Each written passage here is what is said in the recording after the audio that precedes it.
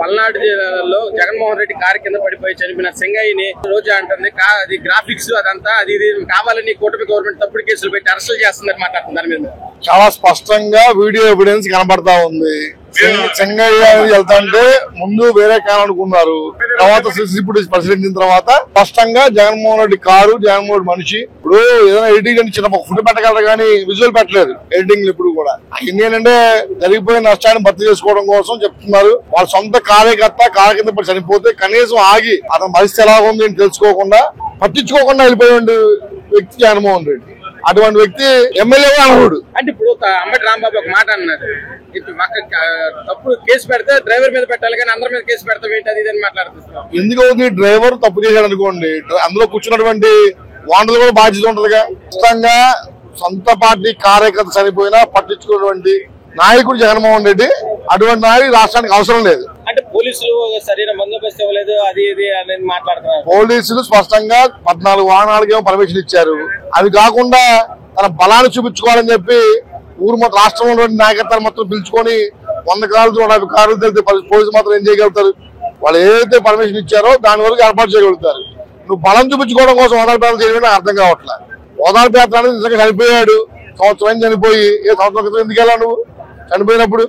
అంటే జనాలు తండోపతండాలుగా వస్తున్నారు, అందుకే తట్టుకోలేక ఇలాంటి కేసులు పెడుతున్నారు. కేవలం తన బలం 11 సీట్లకే కాదు, నాకు ఈ బలం పెరిగిందని చూపించుకోవడం కోసం మాత్రం చేస్తారు తప్ప ఏమి ఉపయోగం లేదు. కొంతమంది వైసీపీ నేతలు కావాలని మాఫింగ్ చేసి ఇలా చేశారని రోజా మాట్లాడుతుంది. దాని మీద మీరేమంటారు? కావాలని రోజా మాట్లాడడానికి ఒక మనిషి ప్రాణం తీసుకోరుగా. ఇప్పుడు స్పాట్ లో మనిషి చచ్చిపోయినా కూడా కావాలని ఎలా చేస్తారు? అసలు దానికి కళ్ళుండి మాట్లాడుతున్నా, కళ్ళు లేకుండా మాట్లాడుతున్నా?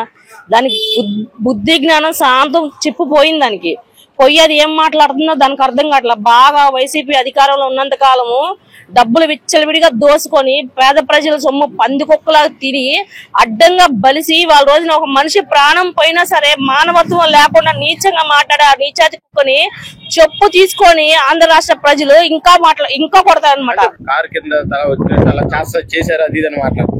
మాఫింగ్ చేసి చంద్రబాబు గారు, లోకేష్ గారు మాఫింగ్ చేయడానికి వీళ్ళకిలాగా నీచమైన రాజకీయం, కుళ్ళు రాజకీయం, మర్డర్ల రాజకీయము, మనుషుల ప్రాణాలు చెలగాటం పెట్టి ఆడే రాజకీయం, నీచమైన రాజకీయ నాయకుడు ఎవడైనా ఉన్నాయంటే అది వైసీపీ కార్యకర్తలని నిర్దాక్షిణ్యంగా ఆంధ్ర రాష్ట్ర ప్రజలందరూ చెప్తారు కూడా.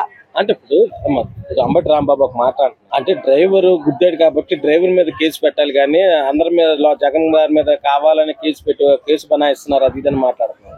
జగన్ గారి మీద కావాలని కేసు ఎందుకు పెడతారు? ఇప్పుడు ఒక కేసులో 4-5 ఉన్నప్పుడు 4 ఇరికిస్తారు, ఒక్కనే పెట్టారుగా. ఇప్పుడు ఒకడు దొంగతనం చేస్తారు, వారితో పాటు 4 వెళ్ళినప్పుడు 4 పెడుతున్నారు. ఒక్కనే ఎందుకు? మరి ఒక్కనే పెట్టచ్చు కదా, పొడిచిన ఒక్కనే పెట్టాలి కదా. ఆ 4 ఎందుకు అరెస్ట్ చేస్తున్నారు? 4 ముద్దాయిలు కాబట్టి 4 అరెస్ట్ చేస్తారు, ఒక్కడిని ఎందుకు అరెస్ట్ చేస్తారు? అట్టగా ఎవరు చేయరు కూడా. ఇప్పుడు గౌరవమైన ఒక సీఎం గారు కాబట్టి ఆయన 5 సంవత్సరాలు రాష్ట్రాన్ని ఏలాడు కాబట్టి ఆయనకి అది న్యాయమేమో కనుక్కోమనండి. ఇప్పుడు ఆయన ఉన్నప్పుడు ఫ్లోరింగ్ కి 50 మందిని ఇచ్చారు, 50 మంది వరకు పర్మిషన్ ఉండాలి. అక్కడ వేలాది మంది జనాభా వచ్చి జనాల ప్రాణాలతో చెలగాట వాడేటప్పుడు పోలీసు రక్షణ తీసుకోవాలి, అక్కడ బందోబస్తు అయినా పెట్టుకోవాలి. అదేమీ లేకోకుండా మీరు ఫ్లోరింగ్ మీద జనాలు వదిలేసి జనాల్ని విచ్చలవిడిగా చంపుకుంటా పోతాము, గొడ్డలతో నరుక్కుంటా పోతాము, మేము దాచుకుంటాం అని ఇంతకాలం చేసిన అరాచకం చాలు. నారా చంద్రబాబు గారి జోలి ఎవరైనా వస్తే, మళ్ళీ అన్న లోకేష్ గారి జోలి వస్తే మటుకి ఎవరిని కూడా వదిలేది లేదు. మాఫింగ్ చేయడం దీంట్లో ఏమి లేదు. అక్కడ ఫ్లోరింగ్ ఎక్కువడం వల్ల మనిషి కారు కింద పడి మృతి చెందాడు.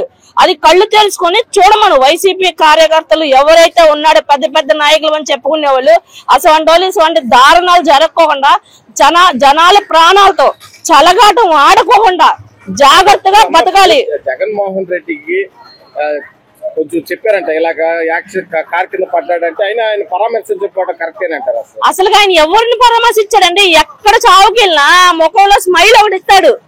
ఎక్కడైనా చూడండి, సొంత బాబాయ్ చచ్చిపోతేనే అవుతాడు. ఎక్కడ మొన్న మన దేశం కోసం ఒక మనిషి ప్రాణం వదిలేసి ఆ ప్రాణాల కాడికి వెళ్ళి కూడా నవ్వుతున్నాడు.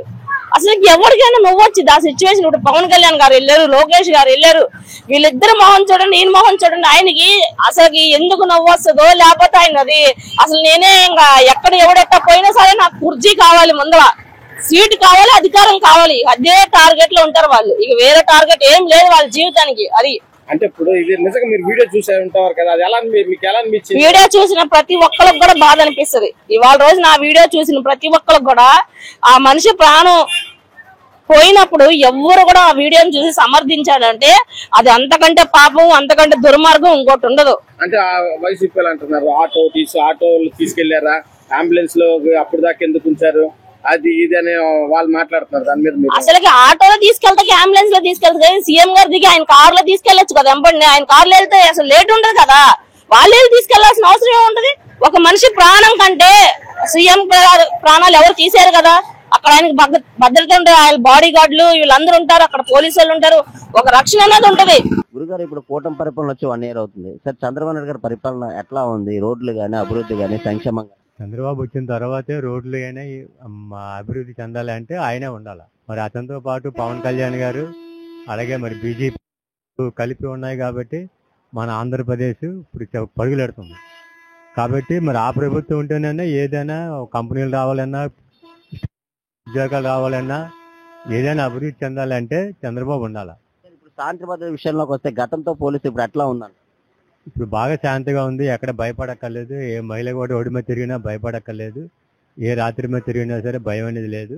చక్కనటువంటి ఇప్పుడు సంవత్సరం రాగానే తల్లికి వందనం అని, తర్వాత దీపం పథకం అని, ఆడవాళ్ళకి August 15 బస్సులు ఫ్రీ అని పెట్టారు. ఎట్లా ఉంది సార్ ఇది? ఇది ఆయన చెప్పి ప్రతి 6 హామీలు ఇచ్చారు. సూపర్ 6 అంటే అన్ని చక్కగా చేసి పెడుతున్నారు. ఎంత మన బడ్జెట్ తక్కువ ఉన్నప్పటికీ కూడా ఎలాగో మొత్తం మీద ప్రజలకు అందేటట్టు తల్లికి వందనం అయితే మరి అనుకోలేదు, ఎవరు కూడా ఊహించలేదు. అసలు సచివాలయంలో కూడా ఇది అవుతుంది అవదు అనేది వాళ్ళకి ముందు రోజు కూడా తెలియదు. సడన్ గా పాత లిస్ట్ పెట్టేశారు, అందరూ ఆనందంగా ఉన్నారు. ఇంకా ఆయన ఎలాంటి అభివృద్ధి కార్యక్రమాలు ఇంకా బోర్డు చేస్తారనేది అందరికీ నమ్మకం ఉంది. జగన్మోహన్ రెడ్డి మన గుంటూరులోని సమావేశంలోని రప్ప నరికేస్తాం, 29వ తారీఖున వస్తాం, అందరినీ నరికేస్తాం, అందరిని అంతు చూస్తాం అంటున్నారు. దీని మీద సార్ అది పొలిటికల్ గా అది నప్పదు. ఒక సినిమాలో డైలాగులు బయట పెడితే పబ్లిక్ కి సినిమాకి మరి తేడా ఏముంటుంది? అందుకనే అది పైన మరి అది నప్పదు, కానీ అది అందుకే అది ఫెయిల్ అయిపోయింది. అది అయితే చంద్రబాబు మీద పూర్తి నమ్మకం అయితే ఉందంటారా? ఈ 4 సంవత్సరాలు ఇంకా డెవలప్ అయ్యారు. ఈ 4 సంవత్సరాల నుంటే 20,000 ఉద్యోగాలు ఇస్తామని పక్కాగా హామీ ఇచ్చారు. అది 20,000 ఉద్యోగాలు కాదు, ఇంకా ఎక్కువ ఇస్తారనేది ప్రజలందరికీ నమ్మకం ఉంది. సార్ గురుగారు ఇప్పుడు కూటమి ప్రభుత్వం వచ్చి 1 year అవుతుంది. ఎట్లా ఉంది సార్ చంద్రబాబు నాయుడు గారి పరిపాలన కానీ, రోడ్లు కానీ, అభివృద్ధి కానీ? రోడ్లు బాగానే ఉన్నాయి, అభివృద్ధి బాగానే ఉంది, హ్యాపీగా ఉంది. చాలా ప్రజలు కూడా ఇదే ఉన్నారు, సంతోషంగా ఉన్నారు, బాగానే ఉన్నారు, హ్యాపీ, అందరూ బాగా ఇచ్చేసారు. గతంలో చూసినట్లయితే ఇప్పుడు మార్పు ఏమైనా కనపడ్డారు? కొద్ది మార్పు కనబడింది సార్. ఆయనకి ఈయనకి ఎడ్యుకేషన్ బాగానే ఉంటుంది సార్. ఈయన ఎడ్యుకేషన్ మనుషులు బాగా నేర్చుకుంటాడు, బాగా పని చెప్తాడు, ఆయన పని చేపడు సార్. ఆయనకి ఈయనకి కొద్ది డిఫరెన్స్ ఉంది సార్. మళ్ళీ ఇప్పుడు మనం చూసిన గుంటూరులో అయితే ఒక కార్యక్రమం జరిగింది. మళ్ళీ మేము 2029లో వచ్చి రప్ప నరికేస్తాము, చంపేస్తాం అంటున్నారు. దీని మీద అది భ్రమ, అది ఎవరు చేయలేడు దాన్ని. అది అప్పుడు అదృష్టం. అది పకటకాలకు అంటున్నాడు ఆయన పకటకాలకు అంటున్నాడు ఆయన. దాని గురించి ఆలోచించకూడదు, అది చాలా టైం ఉంది. అది సంవత్సరం అయింది కూటమి పరిపాలన వచ్చి, ఉద్యోగాల అవకాశాలు వస్తున్నాయి, తర్వాత మెగా డిఎస్సీ చేశారు. ఇవన్నీ చూస్తుంటే ఏమనిపిస్తాయి? ఈ 4 సంవత్సరాలు డెవలప్ అయ్యే అవకాశం అవుతుంది. ఎడ్యుకేషన్ ఆయన బాగుంటది, ఆయన పర్లేదు, తిరగలేదు, ఆయన బాగా చూస్తాడు, హ్యాపీ, నమ్మకం అయితే నమ్మకం పక్క పర్లేదు, ప్రాబ్లం లేదు.